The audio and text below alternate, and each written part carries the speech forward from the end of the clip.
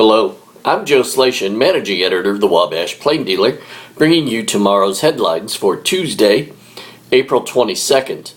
As you know, tomorrow's headlines are a sneak peek at some of the stories you'll be able to find in the Plain Dealer print publication.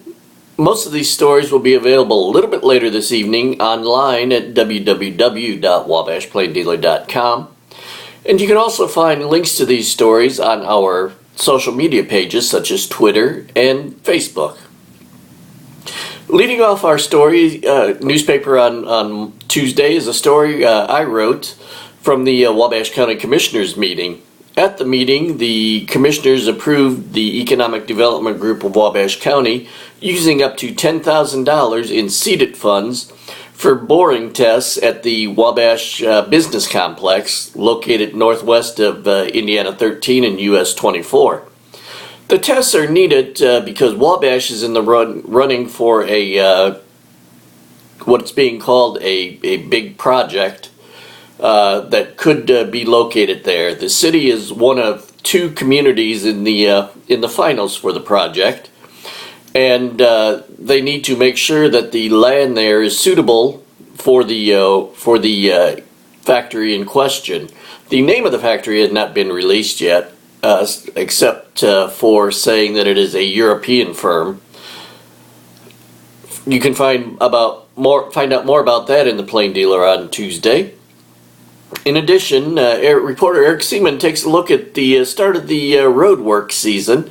Now that the weather is broken and milder temperatures are upon us, the Wabash Street Department, with the help of Gaunt & Son Asphalt, were on the scene Monday on South Cass Street near Fulton Street, where the Street Department milled the area, and Gaunt & Son was going to come in and lay down a fresh coat of asphalt.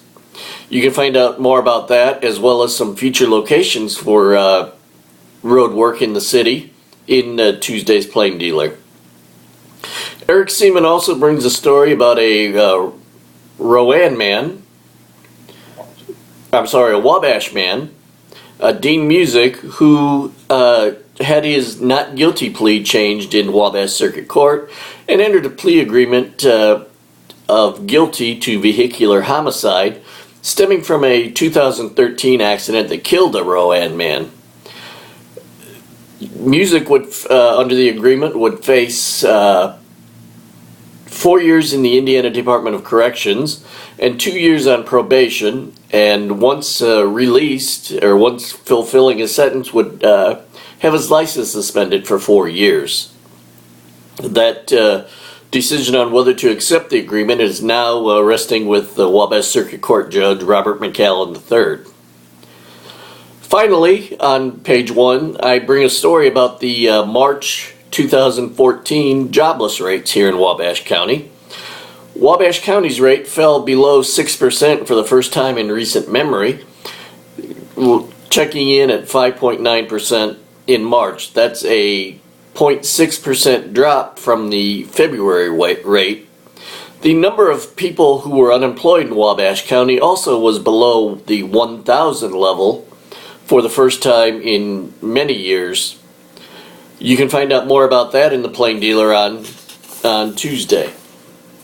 In sports, Plain Dealer sports editor Justin Shockey takes a look at the Northfield baseball team, which after starting the season 0-3, won 3 straight games and now stand at 3-3. He also brings roundup from various Manchester University teams, including the baseball team, softball team, tennis, and golf. Until tomorrow, I'm Joe Slashin, thanking you for listening, and may you have a good evening. Again, thank you, and we'll see you next time.